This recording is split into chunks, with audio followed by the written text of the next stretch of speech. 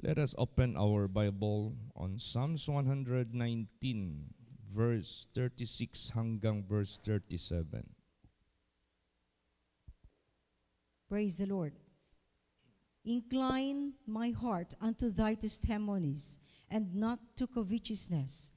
Turn away mine eyes from beholding vanity, and quicken thou me in thy way. So, doon natin ikiling ang ating puso sa kanyang mga testimonies. Pag sinabing testimonies, God's testimonies, this is pertaining His works. This is pertaining His righteousness. This is pertaining His characters. Testimony niya eh. So, dapat doon natin ituon yung ating puso para matuto tayo, para sumunod tayo, gumaya tayo dyan sa Kanya. Yan yung sinabi ni Lord Jesus. Siya yung liwanag. Sino man ang susunod sa Kanya, hindi lalakad sa kadiliman, kundi miliwanag sa Kanyang buhay. So doon natin ikiling ang ating puso sa Kanyang testimonies. Yung inawit natin ngayon, deeper and deeper. His joy, His love, His cross, lahat-lahat na. Magpakalalim tayo dyan sa Kanya. And not to covetousness. Naalaala niyo yung sinabi dito na covet not the wife of your neighbor. Huwag mong nasain ang asawa ng iyong kapitbahay. So, kapag sinabing covetousness, yung pagnanasa ng mga bagay na bawal nasain. So, wag natin ikiling ang ating puso sa anumang mga pagnanasa sa mga pinagbabawal ng Diyos, sa mga hindi pinapahintulot ng Diyos na ito'y gagawin natin dahil ikamamatay natin, ikamamatay ng ating kaluluwa. Nalaala nyo yung buhay ni Eva. Pinagbabawalan sila na huwag nyong kainin yung bunga ng punong kahoy na yan. Tiyak mamatay kayo niyan. Yung palang pag sinabi ng Diyos, mamamatay kayo niyan, not only physically, but the privilege to eat the tree of life. Pag hindi ka binigyan ng Diyos ng privilege, makain mo yung tree of life na yan para hindi ka na mamamatay forever and ever. Patay ka. Yun pala ang ibig sabihin. Yun pala ang consequence. Because after they have eaten, they were driven out and forbidden to take the fruit of the tree of life na makain nila. Yung pala ang consequence. Kaya yung mga sinasabi dito ng salita ng Diyos, God is not willing that any of us shall perish, but all should come to repentance. Ayaw niya. Pag sinabing ayaw niya tayong mamatay, maperish, magsisi, para magkaroon ka ng privilege to live forever and ever. O ngayon, anong ginawa ngayon ni Eva? Ninasa niya ang pinagbabawal ng Diyos. Nagkaroon siya ng tinatawag na spirit of covetousness. Pag sinabing covetousness, you are longing for that thing to be taken. Parang covet not the wife of your neighbor. Ibig sabihin yan, huwag kang makialam sa asawa ng ibang tao. Huwag mo siyang nasain. O yan din. Bawal yan eh. Ito rin, pinagbabawal ng Diyos. Ninasa ngayon ni Eva. Paano mo nanasain yung mga bagay na ninanasa mo? By looking at it. Tinitingnan mo. Tapos nagkaroon ka ng craving. Basahin natin. Genesis 3 verse 6. Praise the Lord. And when the woman saw that the tree was good for food, and that it was pleasant to the eyes, and a tree to be desired to make one wise. She took of the fruit thereof, and did eat, and gave also unto her husband with her, and he did eat. Yan. Kung ano yung pinagbabawal ng Diyos, yun pa ang tinititikan. So ano ngayon ang nangyari? Nung nakita niya, nagkaroon siya ng tinatawag na lust of the eyes, pleasant to her eyes. And it seems it's so good and it is desirable sa kanyang paningin. Pumitas siya. So, isa itong malaking lesson sa buhay natin. Huwag mo nga titikan yung mga pinagbabawal ng Diyos. Kasi maya-maya, hindi ka makakontrol sa sarili mo, hindi ka makapigil sa sarili mo, pipitas ka. Kakainin mo. Ibig sabihin yan, you will be committing such prohibited by God. Yung mata, nako, yan ang pinaka matatawag nating receptive part of our body na ma-defile ang isip at puso natin. Yun yung ganghaan. Anong ganghaan? Gate ng kasalanan. Pag hindi natin kinontrol yung mata natin, kung ano yung tinitingnan natin, ingat tayo. Avoid those things that will cause you to commit sin. Avoid. No. Tingnan mo yung TikTok na ano ba yan? Application or TikTok. Nung bagong panglabas yan, daming na-addict niyan. Yung mga babae, nagsusuot ng mga loosen ng mga damit. Sumasayaw dyan. So yung forma ng kanilang katawan, nakakainganyo ng maraming mata ng mga lalaki. So ginagamit niya ng dyablo, ng demonyo, para ang mga tao makaisip ng mga pinagbabawal ng Diyos. Mag-isip mang-rape, mag-isip magkuha ng ibang babae na hindi na asawa ng kapitbahay, makaremember sa mga ex na may asawa na siya, makaremember ng ex, makipag-contact kasi merong access doon at meron pa silang tinatawag na possibility na magkaroon sila ng mag-click, magsikreto sila. Saan nagsimula? Sa TikTok na yan na magsasayaw yung mga young girls. At hindi lang young girls pati yung mga may edad. Sumasayaw na rin dyan. See? So, avoid those things. Avoid lahat ng mga bagay na pinagbabawal ng Diyos gawin ng tao. Huwag kang magtitik dyan. Don't. Avoid it. Close your eyes. Make it be blind. Mabulag ka na dyan. Praise the Lord. Ganun ang kailangan. To avoid sin. Tingnan mo yung mga, bakit nagpasya ang Diyos ng bahain ang mundo? Hindi nyo ba alam, isa dyan, ang mga tao, nung nakita ng mga fallen angels, yung malalot na yung mga babae, ang gaganda nila, pinag-aasawa nila. So, ibig sabihin yan, pati ang mga tao, salamuha, nakipagtalik na rin sa mga fallen angels. So, nagkaroon na sila ng tinatawag na engagement sa bawat isa.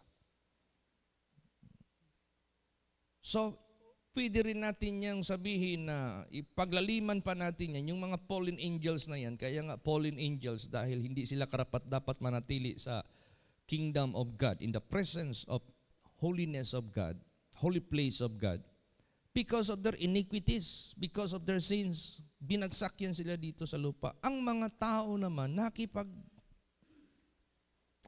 sa kanila, sa kanilang mga tukso, sa kanilang mga deception, sa kanilang mga paglalabag sa kautusan ng Diyos. Ang mga tao pumayag na rin. Tingnan mo, saan nagmula yan? Basahin natin. Genesis 6 verse 2. Praise the Lord. That the sons of God saw the daughters of men that they were fair, and they took them wives of all which they chose. See? That was the statement before God flooded the earth. Ibig sabihin niya, nagkaroon na ng engagement ang mga tao sa mga fallen angels. Nakiisa na sila doon eh. So, ang isip ng Diyos, nako, my enemies whom I have cast out of my wrath, and they are being reserved to eternal damnation in the final judgment. Ang mga tao na nilalang ko that suppose bear my glory, that suppose bear my image, already joining them. Join na sa kanila. Nakiisa na, pag-asawa, nakiisa ka na. Ito ngayon ang mundo ngayon. Kung ano yung mga pinagbabawal ng Diyos dito sa banal na salita ng Diyos at inuudyok ng mga fallen angels na ito, led by Lucifer, Satan the devil. Ang mga tao nakipag-join na rin sa kanila. Lahat ng mga pinagbabawal ng Diyos na inuudyok ng diablo, wag gawin, paglalasing, fornication, adultery, lahat ng mga immorality, homosexual, men with men, burn with lust, woman with woman, burn with lust. Ang dami nang nag-join. That is tantamount, you are what? Nagkipag-engage ka sa mga fallen angels na yan. So the wickedness in the days of Noah, the wickedness in the days of Sodom and Gomorrah, the same wickedness we can see. Ganon din nakikita natin ngayon. So, vulnerable tayo lahat sa pagkakasala. So, the most effective tool of Satan to deceive all people of the world, including children of God, is lust of the eyes. Kasi meron tayong tinatawag na photographic memory. Madali tayong mag-imagine, madali tayong mag-create kung ano nakikita natin. So, alam na natin anong pinagbabawal ng Diyos, na yan ang magiging tendency na makukumit mo. Do not start it. Huwag mong simulan. Pag sinimulan mo yan, sigurado ihahatid ka talaga sa direksyon ng pagkakasala na pinagbabawal ng Diyos. Fornication, adultery, lasciviousness. Kaya, ano pa? Sino yung panahon ni Joshua na natalo sila kasi meron doong isang tao na nagnakaw sa mga spoils na pinagbabawal ng Diyos sa kanila na mag-possess. Ganon din yun. Mata rin yun, nakita niya, ninakaw niya, basahin natin yan. Joshua 7:21. Praise the Lord. When I saw among the spoils a goodly Babylonish garment and 200 shekels of silver and a wedge of gold of 50 shekels weight, then I coveted them and took them, and behold, they are hid in the earth in the midst of my tent, and the silver under it. Yan. Remember Achan? This was Achan.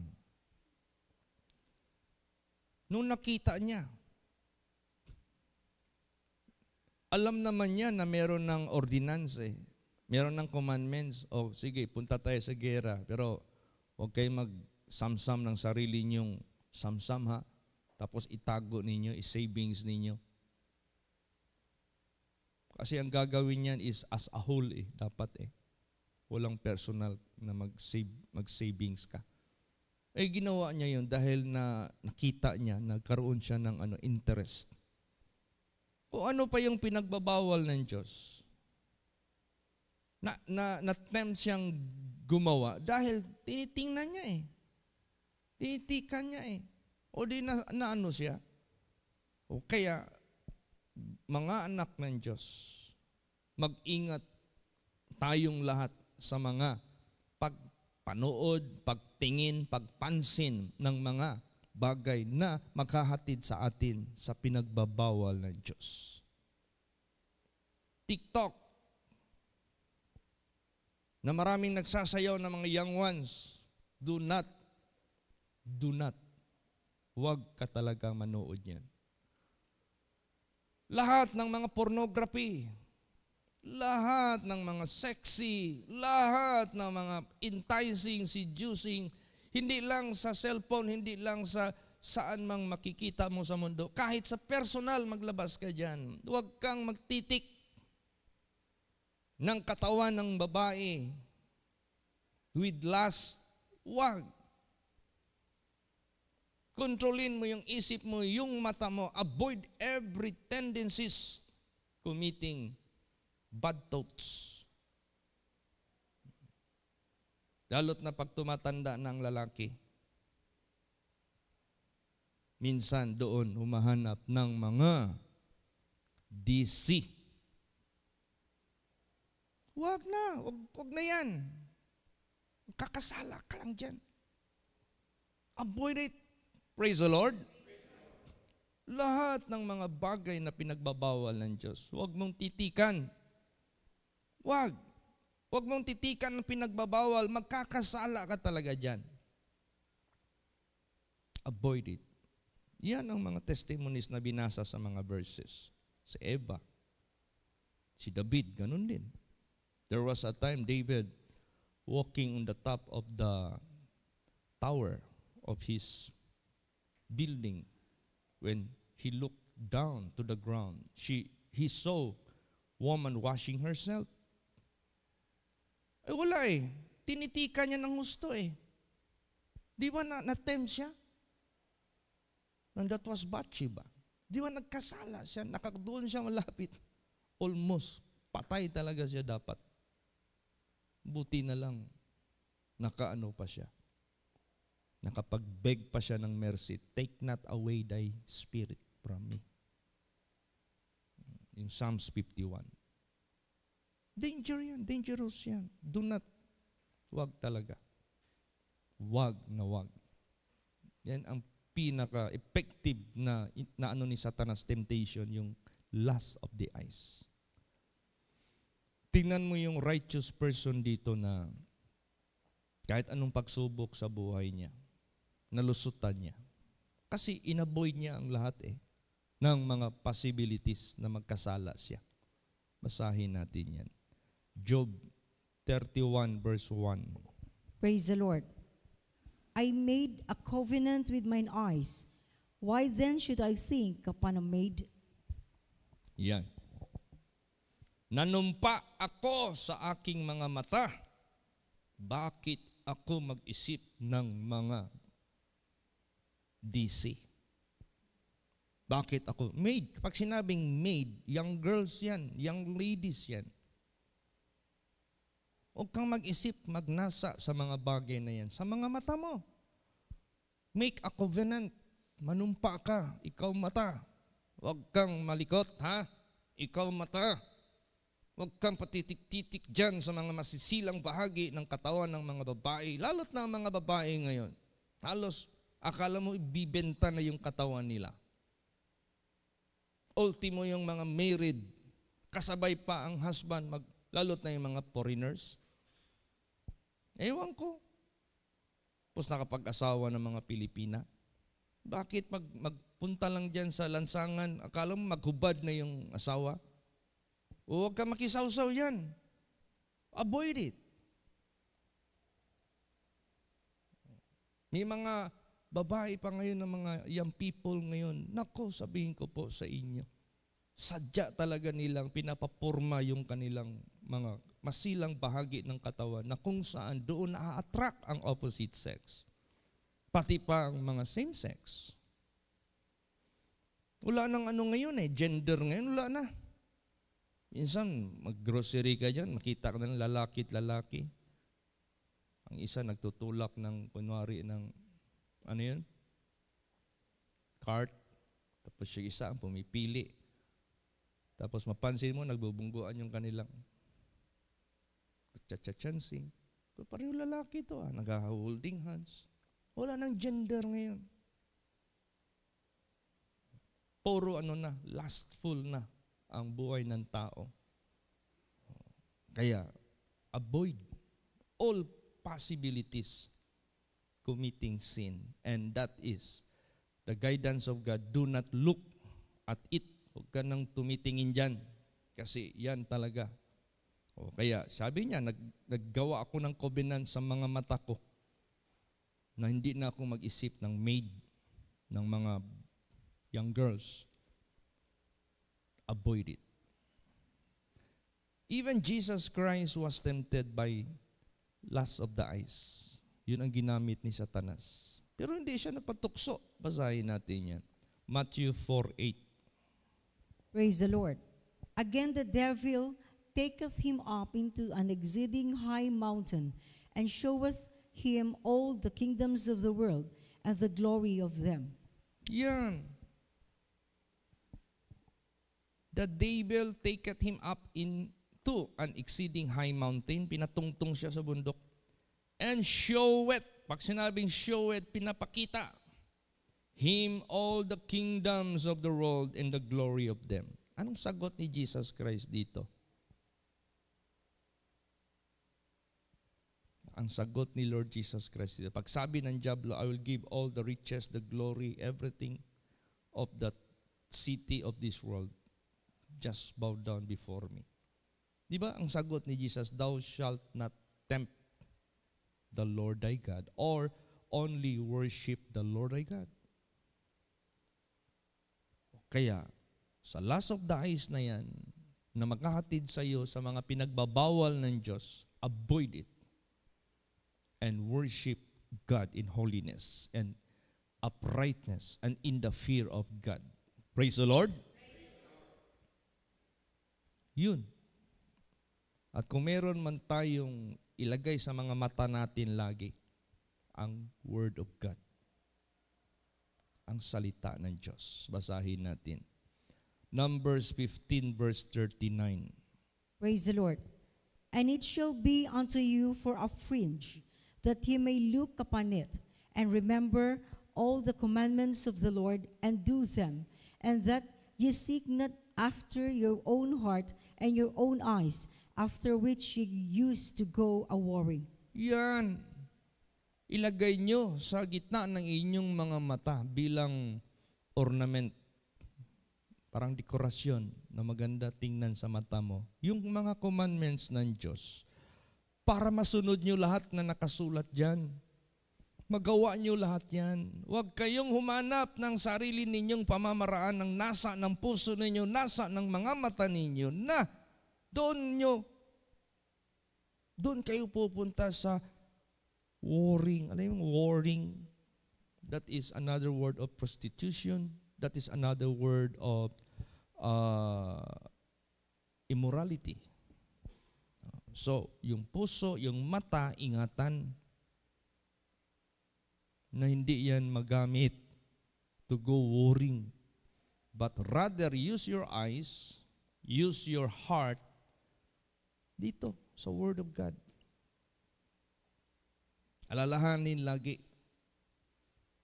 para masunod mo, para magawa mo. Yan ang pinaka-effective.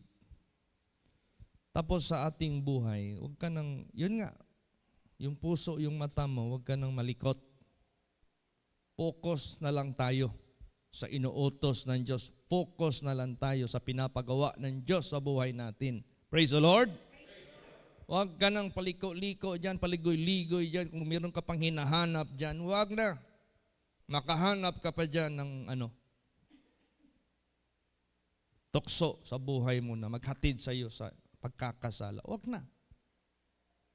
Basa. Proverbs 4:25. Praise the Lord. And let thine eyes look right on, and let thine eyelids look straight before thee. Straight na. Huwag ka nang magliko-liko sa kanan at kaliwa kung meron kung ano pang hahanapin mo dyan, ano pang hahagilapin mo dyan na alam mo naman, wala ka naman ding mahagilap dyan na ikabubuti sa'yo. Hagilapin mo, hanapin mo ang Panginoong Diyos and be mindful of His works, of His commandments. Doon tayo maging busy. Doon tayo mag-concentrate. Huwag na tayo magpa-disturbo. Huwag na tayong magpa-hamper. So huwag ka nang paligoy-ligoy, huwag ka nang paliko-liko dyan. Let thine eyes look right on, and let thy eyelids look straight before thee. Alam mo anong sabi? Kaya nga bawal ang mga babae natin magsuot ng mga sexy. Ang sinabi ng Diyos sa Bible, ang mga babae magsuot ng modest. Pag sinabing modest, walang exposure ng katawan ng babae na nakaka-attract sa mga lalaki. Kasi ang mga lalaki, vulnerable yan sa pagkakasala, sa pagtingin lang. Ang mga lalaki, kami, sa tingin lang magkakasala kami. Kasi malikot yung utak, malikot yung puso. So saan nagsisimula? Sa mga nakikita. So therefore, control your eyes. Huwag kang magpadani. Huwag kang magpadala. Kontrolin mo yan. Kailangan straight lang yung tingin mo. Praise the Lord. Oh. Tingnan mo anong sabi ni Lord Jesus. Basahin natin. Matthew 5:28. Praise the Lord. But I say unto you, that whosoever looketh on a woman to lust after her hath committed adultery with her already in his heart. O, tingnan mo, tumingin ka lang sa babae to lust after her. O, ninanasa mo na siya. Para ka nang kakain ng anong kakainin mo. Para ka nang nag-i-imagine sa mga masasamang imagination mo. So, ang ano niyan, ang pinaka-result outcome, pag gagawin mo yan, nagkasala ka na sa puso mo. Anong kasalanan mo? Adultery. See? So, avoid any. Mag-scan ka ng Facebook, minsan may mga ano dyan hindi mo maiwasan yung Facebook, minsan public yan May mga tao dyan na nagpo-post ng mga sexy bodies, may mga tao dyan na nagpo-post ng mga attractive, yung mga TikTok, kung ano-ano pa dyan. Mas mabilis yung kamay mo, maganon. Wala kang nasa. Wala kang intention. Kung may intention ka man, avoid it, avoid it, avoid it. Praise the Lord. Maglakad ka dyan sa palengke, don't you know, lahat ng tao dyan, modest ang suot. Huwag ka mas marami pang mga sexy dyan. Hindi naman tayo pwede na magpunta tayo, Pastor, bilhin na lang tayo ng isang isla ng walang tao, tayo lang nakatira doon. Hindi naman pwede yun. Saan pala natin ipakita yung liwanag natin? Saan pala natin ipakita yung righteousness ng Diyos, yung salvation ng Diyos? Di ba sa madla ng mga makasalanan? So, we are among the sinful world. So, be covered with the precious blood. Be God-fearing. Incline your heart to perform His statutes always. Make a covenant to your eyes that you will not anymore think a maid. Alisin na yan lahat. So, hindi lang lust of the eyes. Tatlo yan basahin natin. 1 John 2:16. Praise the Lord. For all that is in the world, the lust of the flesh, and the lust of the eyes, and the pride of life is not of the Father, but is of the world. Yan. For all that is in the world, general na ito, lahat na. Lust of the flesh, lust of the eyes, and the pride of life. Pag sinabing masamang nasa, iba yung desire na good desire. Iba rin yung evil desire. Yung evil desire, that is lust. Evil lust. Lust of the flesh, lust of the eyes. Nasa ng laman, masamang nasa ng mga mata. Pride of life. Pagmamataas sa sarili. Hindi yan sa Ama, hindi yan sa Diyos, hindi yan sa langit. Kundi masanglibutan yan. Itong sanglibutang ito, infested na ito ng kasamaan, kalikuan, kadiliman, gawa ng kadiliman. Then, last verse, 1 John 2:17. Praise the Lord. And the world passeth away, and the lust thereof, but he that doeth the will of God abideth forever. Yan. Yung pag-enjoy mo sa lust na yan will not last longer. But that will turn into sorrow, miserable, lahat, pain, agony, wala yan. Hindi yan manatili. That will pass away.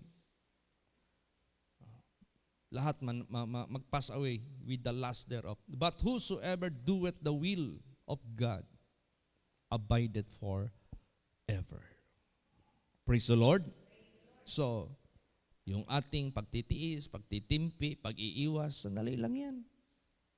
Weeping may endure for a night, but joy cometh in the morning.